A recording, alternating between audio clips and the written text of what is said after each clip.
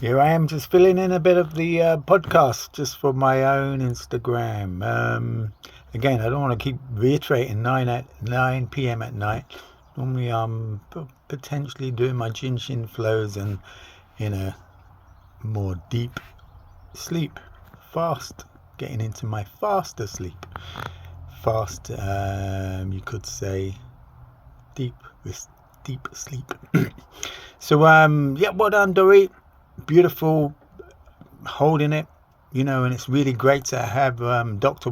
David Wong on there, and Mariah. It was really nice having different information on fasting, and of course Sabina and Jezerina. Wow.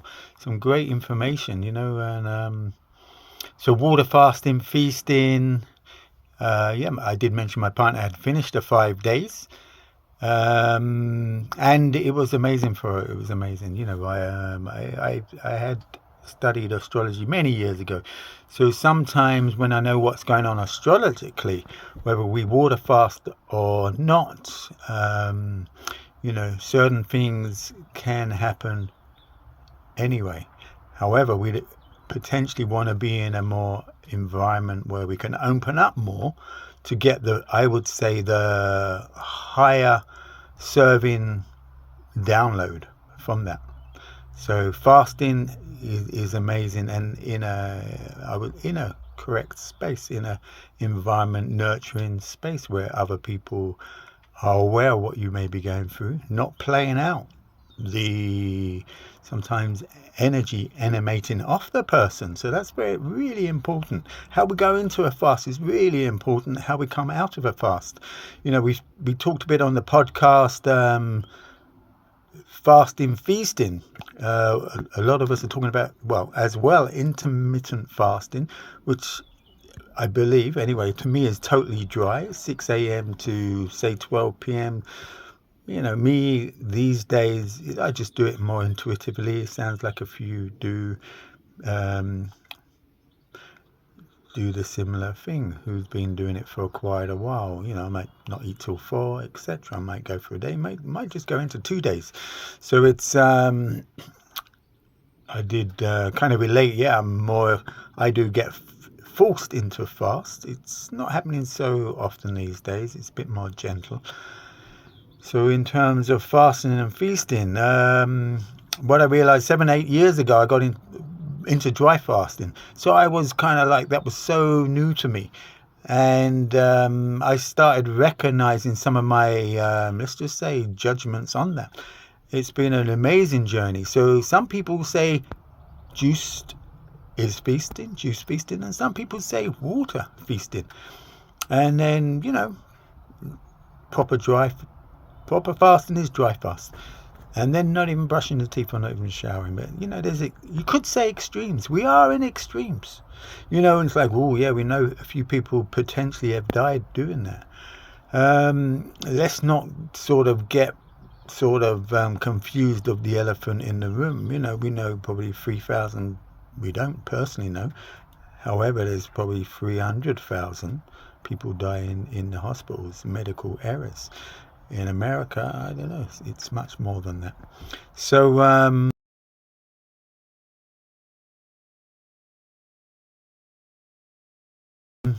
not to say to don't do them, but you get well rehearsed. Should I say, well read up on the topic. If you're going for more days, definitely, have someone supervising. And on another level, it sounds like Sabina, a few people have just jumped in, got well rehearsed though, we well read on the topic and jumped in. What I would like to say, some of us can't afford that, so we jump in. Some of these retreat spaces are just too expensive. We cannot afford it. Some people just cannot afford that. So for them people who can't afford it, get as much information as you can, and be very careful how you step into it and step out of it. Step into it lightly with fruits, liquids, depending on what fast you do, and come out liquids, fruits. So that's all I got to sort of say there. In terms of weather, I recognize it's time not to be in this held kind of winter space, especially in England. The sky with the skies there anyway, with these, let's just say, engineering that's going up there, blocking out the sun. We're being bombarded with a cocktail of chemicals from on high. Those white vapour trails in the sky left by aircraft are government weather modification cover-up, and in the process we're all being slowly poisoned. Chemtrails are happening, and that they are for climate engineering. Imagine a population so brainwashed that you could convince them to be terrified of a virus that they've never seen, while spraying them daily in broad daylight in the sky, only for them to deny it's happening to them because no one on TV told them it was.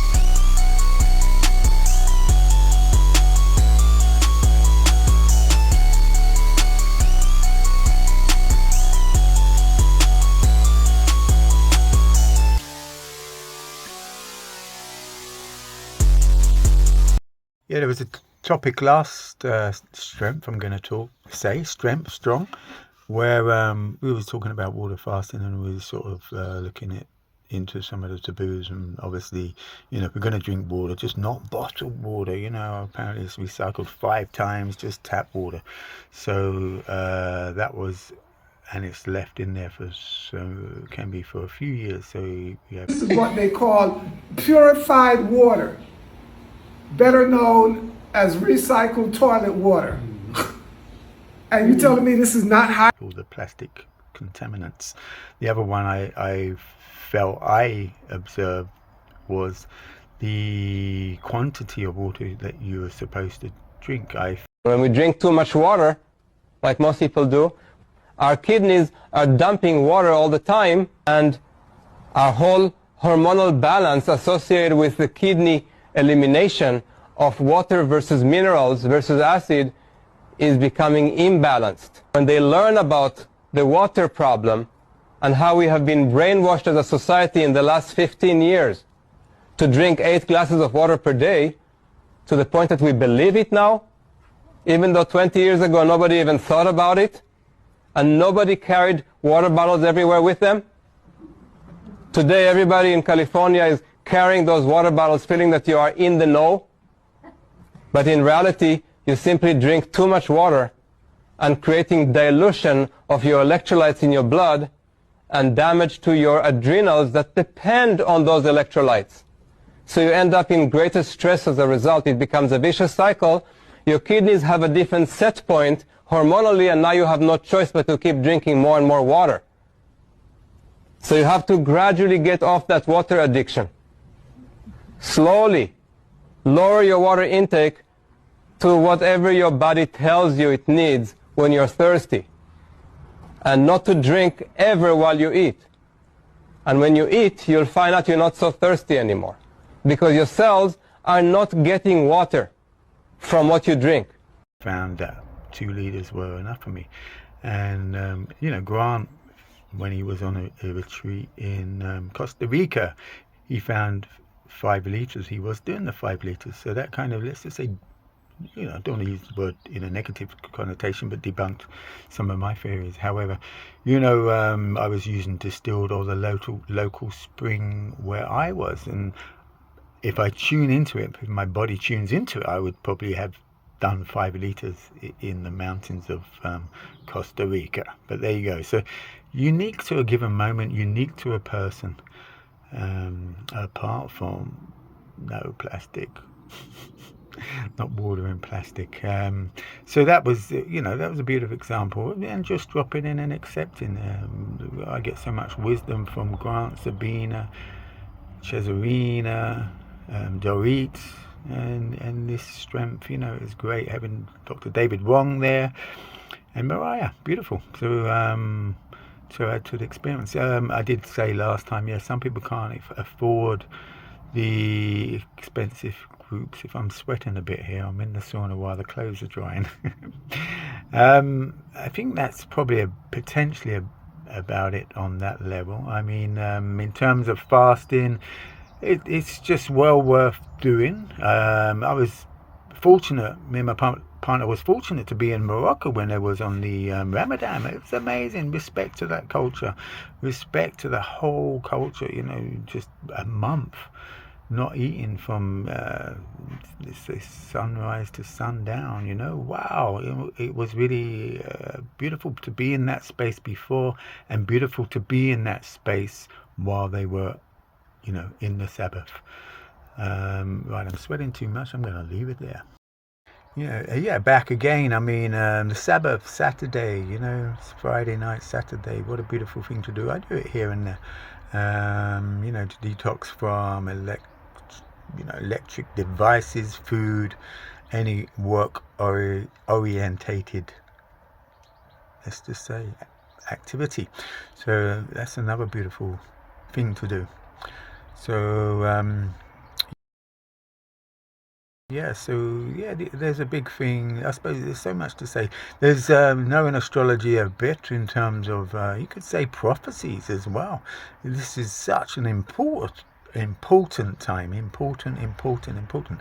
I didn't take too much notice, but I knew, and then just observe what's going on globally. So there's a real kind of cleanse going on, and everyone has, I'm going to say, a potential of aligning themselves. So, and whether it's claiming back their sovereignty, however we want to see it, in what's happening in Africa, Abraham Traore. They threaten us directly or with veiled threats. Of course, we respond as we should. They always take examples. They will tell us, Thomas Sankara tried to do it like this, but where is he? He is dead. The Haitian president, he tried to do it like this. Where is he? He is dead. Gaddafi tried like this. Where is he? He is dead. These are the veiled statements made to us to instill fear. All this to try to scare us, to make us cowards. I think they haven't understood something. When we say the homeland or death, we shall overcome, it's not just a phrase, it has its full meaning. Amazing. Wow, amazing. That's a reflection of what's going on. Unique communities, popping up or have been going for a long time. So there's a lots of beautiful things happening. So, it's time for us to all pick up the baton. We talk about ancestors. We are the ancestors. It's in us. It's all there. So I'm going to, I've used the term, they're waiting to come in. And I will still use that term. However, they cannot come in. It's, I would say, potential violation of natural law, to come into a contaminated body. An aeroplane spirit can't land on a cluttered landing, should I say, runway. So we need to clean. Sir, are you listening to me, sir? Sir, I'm talking to you. Sir.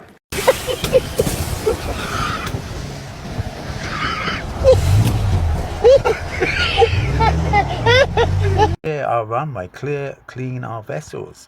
And that's the beautiful thing about a podcast. More podcasts like these, aspiring to keep it real, diversity of different people from different realms, different countries, is beautiful. So, again, I commend Dorit. Beautiful. Thank you ever so much for the opportunity, giving the outside world this opportunity, and to bring what I see uniquely, individually, all the co-hosts as well as you have been doing for many years, and we've been on, I'm going to say, I use the term, we've been on the battlefield. We're not the pen pushers, we've been, there really aspiring to, whether it's, we call it slaying our own demons and supporting others to slay theirs, or just put their demons in line, and just dissipate the demons, however we want to look at it. Energy is energy. So, there doesn't have to be any fight or battle. It's just, with supercomputers, let's just change the program, change the programs, their programs. No, but I feel like that. Yeah, well, that's still a program.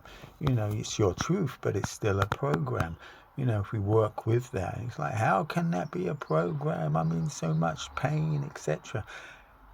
Yes, and he broke my heart, she broke my heart. Well, actually, if anything, it's an opportunity to look at your already broken heart. So, we can find tools to kind of convince ourselves that we are healed, etc. Whether we are or not, the seed of it is if we're in blame or guilt or anger, of course we're not. And if that's coming out somewhere else, then it's wise to see that we have some debris of that. Of course I'm not excluded from that. The beautiful thing is it's like whether the God, the jar, I'm gonna see that as a woman, a feminine, has gave me the gift of living instant karma. Not forgetting where I come from, not forgetting that I make silly mistakes and can be so-called clumsy or stupid if I'm not connected, so-called stupid, all them words. They're words and labels, but however, it's if we attach to them, and unfortunately they've been portrayed they come with an energy, a package of negative connotations. Like so much spiritual words, there's an essence of pure beauty and truth have been bastardized along the way, because we aren't pure enough to even speak them words. I think it's Pythagoras, 10 years, you don't have an opportunity to speak or speak to him, And is it Hippocrates? Is it so many years of water fasting? Anyway, I'm sure you get my idea. And here we are, we learn something in a weekend, we learn something in a year, 2 years, and potentially we run. I've seen so many people run with little bits I've shared, and then fail along the way, and the people they share it with fail along the way, and because the ego has once again that has a negative connotation, but however the identity that they believe they are, they run with it, so they share it, so we're getting quarter truths, half truths. It's not embodied in the person. So we need to be careful, cautious of that, and again, the media is run by, I'm not even going to say, let's just say run by persons that don't have our best interest. So all the people that are really out there with lots of following, we be wise to question. Yeah, so many percentage of truths, and it's like, what do you mean? What about him? What about her? What about him? Well, it's your journey. It's a platform. It's a stage. What part you want to take in that platform, in that stage, acting, being a producer, etc. My little lady's coming in. So it's up to you what part you want to take in that. It's like, even though you're going to order breakfast, what breakfast are you going to have? It's all there, and then we have the consequences of whether it's a heavy, like I used to do 20 odd years ago, big ass breakfast, sausages, but actually I was vegan, vegetarian, but even before that, raving, couldn't wait for a Big Mac, etc. These days it's like, whoa, fast food, just stay way away from it. No wonder we're so desensitized. No wonder we're just blank, because it's running in our body, that even coming out cannibalism nonsense, I won't even say nonsense. When they're feeding the dead to the living, the end is near. Check out this death chamber, this washing machine. They call it aquamation, where they liquefy the dead and then dump the remains down the drain to be recycled into the municipal water supply. And so people are drinking it, they're showering in it, they're doing their laundry in it, and this is happening in most states across the country. In most major cities, they're recycling dead people and feeding it to the living. What does that mean exactly? And they're grinding up the bones into powder. They call this calcium phosphate, which is going to be used for food processing, undoubtedly.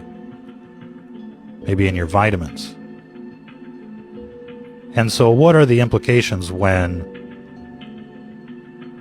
people start eating dead people, like cannibalism? Is there going to be kuru running around out there?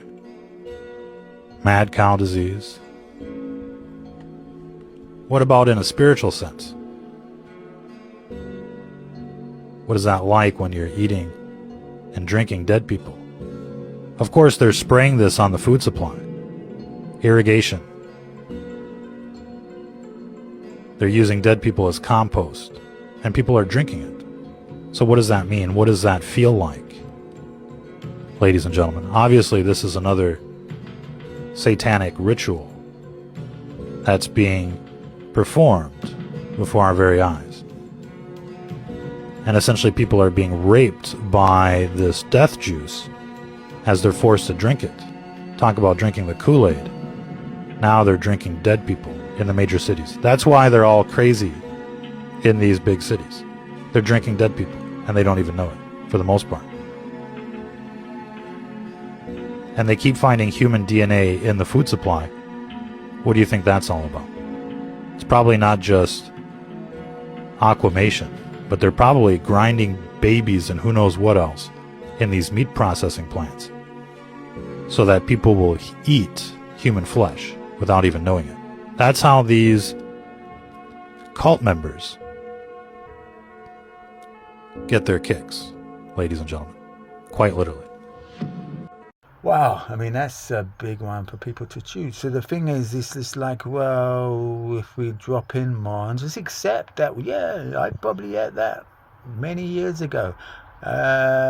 Whatever we've done, you could say it's time to repent. It's time to put us take responsibility and weigh our own heart, you know. Yeah, if you vaccine whatever and it's done damage, or if you're still holding on to that and defending that, your choice, whatever, you know, any violation of the body, still okay. Don't give yourself a hard time about it. And you know, let's just say we need the duality, so people play their part to sort of see the good amongst the bad, or the light amongst the dark, and vice versa. So it's an acceptance of that. However, you know, someone comes along, and it's like, I am allowed to have my healthy boundaries. If we are gods, you know, if we are man made in the image of God, you know, i.e. I'm going to say woman made in the image of God. You know, women, where's the women? Why, you know, if we are man made in the image of God, then, you know, there's some interesting information came out that, you know, Sophia created the God, and, you know, he didn't turn out too cool, so she banned him in this dome.